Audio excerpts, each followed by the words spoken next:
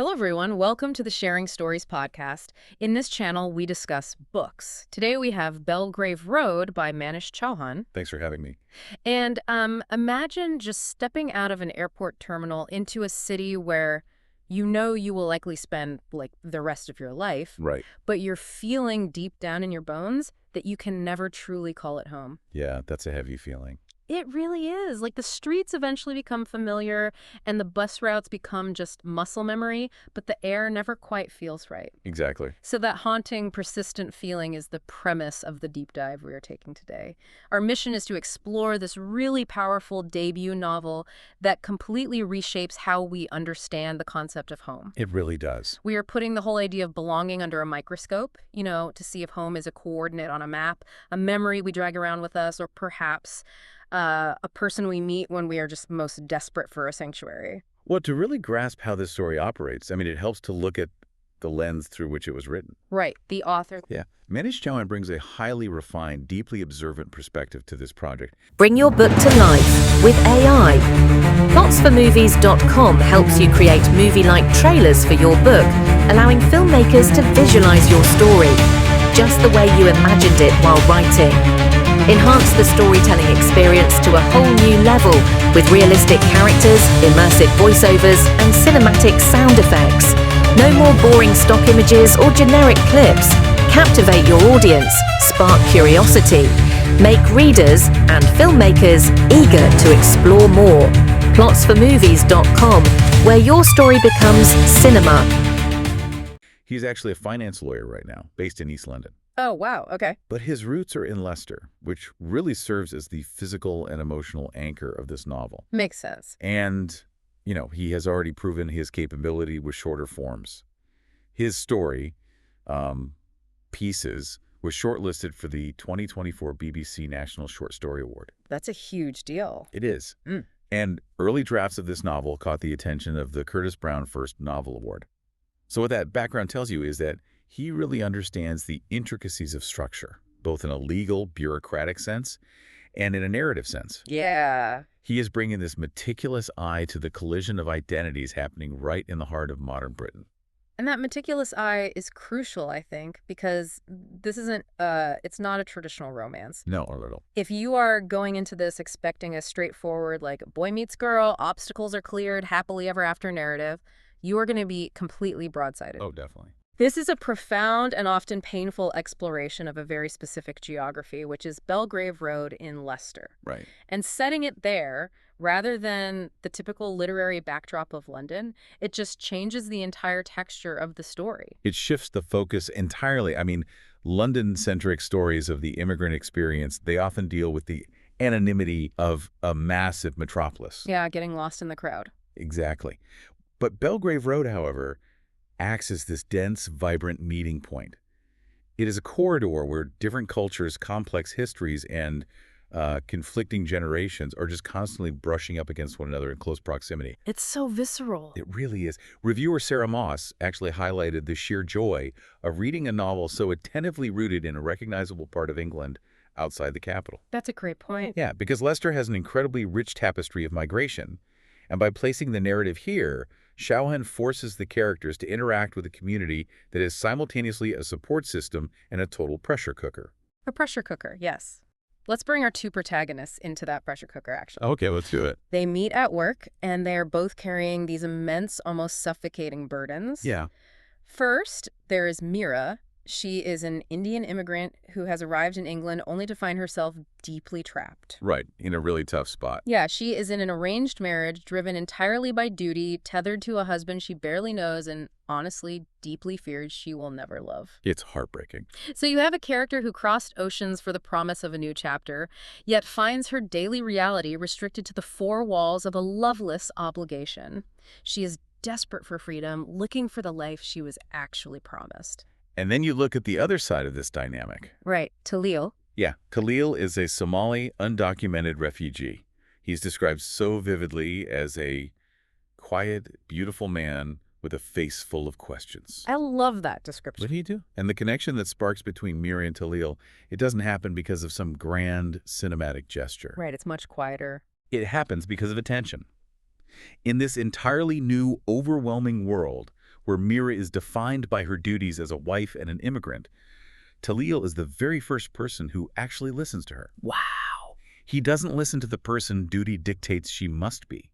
He listens to the person she yearns to become. That dynamic between them, it kind of makes me think of a massive international transit hub. Oh, interesting. Yeah, like if you've ever been stuck in a terminal, you know the feeling.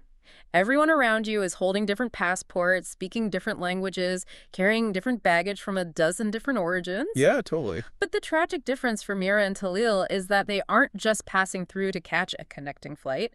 They are desperately trying to build permanent foundations right there in the middle of the terminal. Right. It's like they are trying to pour concrete on a moving walkway. That is a brilliant way to put it. Yeah. And, building on that transit hub visual, think about their lunchtime encounters at work. Yeah. For that brief hour, they carve out a micro-sanctuary within that chaotic terminal. When they sit down together, the noise of their respective burdens dims. They are safe. Just for a minute. Exactly. But the tension driving the narrative is that this sanctuary is incredibly fragile. Right, because of what's waiting outside. Beyond those fleeting meetings, the heavy duties they carry threaten to swallow them whole. Their lives outside that break room couldn't be more different on paper, yet they share a profound precarity. So precarious. One misstep, and the fragile homes they're trying to construct will just collapse. So if they've managed to carve out even a temporary sanctuary and they are physically walking the streets of a stable country, why does the atmosphere feel so oppressive? It's a great question. This brings us to the internal geography of the novel. It's about the massive, seemingly unbridgeable gap between where you originate and where you are trying to lay down those new roots. Yeah, they're standing on British soil, but their emotional centers of gravity are tethered to entirely different continents. The novel uses generational conflict to explore this dissonance. You see the intense clash between the expectations of older generations. Right. Expectations that provide a sense of comfort and continuity but act as restrictive cages. And then you have the independent aspirations of the younger characters trying to navigate a new world. It's so complicated. It is. This dynamic gives rise to what Chauhan captures as quiet displacement. Let's unpack that term, quiet displacement, because it sounds almost like a contradiction. It does a bit. Like, how does knowing a city actually make the alienation worse? So quiet displacement is the psychological phenomenon where you have technically solved the problem of physical location. Okay. You have a flat, you know where the shops are, you understand the currency, you have integrated on a logistical level. You've got the logistics down. Exactly. Yeah. But fundamentally, your internal monologue is still that of an outsider. The physical migration is complete, but the emotional migration is stalled. Oh, wow. The familiarity of the city actually exacerbates the alienation because you realize that simply knowing the streets doesn't mean the streets know you. The geographical noise has quieted down, leaving only the loud, echoing sense that you don't truly belong. Okay, I actually want to push back on this a little bit, this concept of the emotional migration being stalled. Yeah, go ahead. Because if you pack up your entire life, endure the trauma of crossing borders, and move thousands of miles away, Right. shouldn't the reward be a blank slate? Like, you have the opportunity to leave the past behind, reinvent yourself, and simply choose who you want to be today. Why let the generational ghosts and the old expectations dictate your present so heavily? I mean, I hear you, but that is the idealized, distinctly Western narrative of migration. You think so? Definitely. The idea that you can just shed your history like an old coat and walk into a new life is a myth. Yeah. Chauhan's perspective is that the past isn't luggage you can simply drop at the border. It is your skeletal structure. Oof. That's Yeah. a strong image. It's woven into your vocabulary, your inherent sense of guilt, your obligations, your literal muscle memory. To belong in a new place doesn't mean choosing a brand new identity and erasing the old one. But couldn't they actively choose to ignore it? I mean, people sever ties and reinvent themselves all the time. Sometimes, yeah. If the old expectations are causing Mira so much pain in this loveless marriage, why not just sever the cord?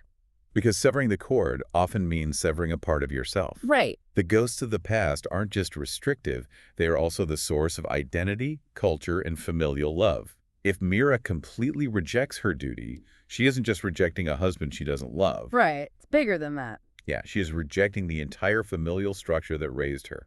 The characters in Belgrave Road demonstrate that migration requires a brutal, ongoing negotiation with your history. You cannot simply delete the old operating system and install a new one overnight.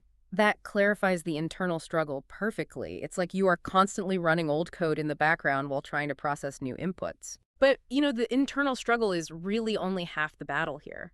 Even if Mira and Tahliil could perfectly reconcile their internal ghosts, the external hardware of the society around them is actively hostile. Very hostile. This romance isn't playing out against a backdrop of mild social disapproval. It is fighting against massive systemic currents. Yeah, the antagonist in this love story isn't a jealous ex-partner or like a contrived misunderstanding. The antagonist is the state. Wow. The obstacles are the stark, unyielding realities of immigrant life in Britain. Chauhan weaves incredibly heavy systemic themes like visa status, the asylum system, undocumented living, and wage exploitation directly into the romantic arc. Let's look at exactly how those themes act as an antagonist, because it shifts the entire weight of the narrative. It really does. When the primary hurdle in your relationship is someone's visa status, how does that change the way two people interact over a lunch break? It changes the very concept of a future. You can't casually discuss moving in together or planning a life when the British government might decide next Tuesday that one of you is no longer legally allowed to exist within its borders. That is terrifying. It is. An undocumented status turns every single public interaction into a potential threat. A traffic stop or a disagreement with a landlord isn't just an inconvenience, it is an existential risk. Yeah. When you factor that into a romance, every moment of affection, every attempt to build intimacy becomes a profound act of rebellion against a system designed to keep you transient. It makes every quiet moment feel incredibly heavy. Oh, completely. Reviewer Aubrey Lestier notes that the book turns a powerful lens on immigrants who cross borders for marriage or refuge, for broken promises or sheer survival. Yes. And author Crystal Hannah Kim talks about how the novel exposes the injustices created by the borders of our contemporary world. It's so true. And, I'd ask you, the listener, to really think about this. What stands out to you about a love story where the main obstacles aren't just personal misunderstandings, but monumental systemic hurdles like visas, undocumented status, and international borders? It's a completely different kind of stakes. It really forces you to reevaluate what you consider a romantic obstacle. The stakes aren't will they end up together. The stakes are will they be permitted to survive. So the question then becomes, how does a writer deliver a story so heavily laden with bureaucracy, visas, and displacement without it reading like an academic sociology paper? Right, that's the trick. Because if the stakes are sheer survival, you might expect a fast-paced thriller. But Chauhan takes a completely different approach with his craft. He elevates the narrative through tone and style. Instead of relying on rapid-fire plot developments or loud, dramatic confrontations, the prose is highly reflective and deeply atmospheric. Yeah, it's very immersive. Chauhan prioritizes the internal sensory experiences of the characters. He maps out the quiet spaces in their relationship. Reviewer Rachel Joyce compared the writing to the clear beauty of Colm Toibin's prose. That is amazing praise. It really is. She noted that every thought comes from a place of truth, and that the book steals upon you with the power of a storm. Steals upon you. I love that. The pacing is so deliberate. It is. Instead of a boiling kettle of action, the prose functions more like watching water slowly saturate a patch of dry soil. Yes, exactly. At first glance, the surface looks mostly unchanged. They are just having lunch. They are just talking about their backgrounds. But underneath, the water is seeping in, shifting the foundation, making the ground heavier and heavier. Right. And then suddenly you reach a saturation point where the whole emotional landscape just gives way beneath you. That soil analogy captures the experience of reading this book perfectly. You don't realize how deeply you've been submerged in their quiet displacement until you try to step away from the text. Yeah, it sticks with you. You feel the damp chill of a Leicester morning right alongside them, and you feel the immense, radiant warmth of the brief lunchtime sanctuary they've carved out. It's so powerful. By focusing so closely on these intimate, atmospheric details, Chauhan makes the massive geopolitical concept of borders feel intensely personal. Which brings us full circle to the overarching mission of our deep dive today. Yeah. The entire narrative of Belgrave Road forces us to completely reevaluate what we mean when we use the word home. Absolutely. As you process the physical and emotional landscapes Mira and Tahliil are navigating, consider this perspective. Okay. Is home a physical place on a map that you can eventually return to, even if it has changed? Yeah. Is it a new, rigid structure you must actively and painfully build from scratch in a foreign city? Right. Or is it something far more portable? Like a person. Exactly. When the state, the borders, and your own history are conspiring to keep you displaced, can finding the right person actually substitute for a physical homeland? Can a person become your country? Wow. That is a haunting concept to sit with. It really is. If you are entirely unmoored, the idea that a person could serve as your sanctuary, your very coordinates in the world, it changes everything. It changes how you view love entirely. It is a question you will be wrestling with long after you finish this deep dive and long after you turn the final page of Chauhan's novel. Definitely. We at sharingstories.in are showcasing books by Indian authors through the hashtag Pushing Indian Authors campaign. This content is supported by plotsformovies.com, an AI-enabled book trailer platform where you can watch one-min trailer of the book to understand the book better before you buy it. It's a great tool. It really is. I strongly urge you to consider subscribing and supporting our channel so we can continue bringing you deep dives into incredible, thought-provoking literature just like this. Yes, please do. Do yourself a favor. Buy Belgrave Road by Manish Chauhan and read it using the link we've provided right down in the description. Highly recommend it. And before you go, we want to hear from you. Drop down to the comments below and tell us your absolute favorite book by an Indian author. We are constantly looking for new perspectives and cannot wait to read your recommendations. Until next time, keep reading and keep exploring.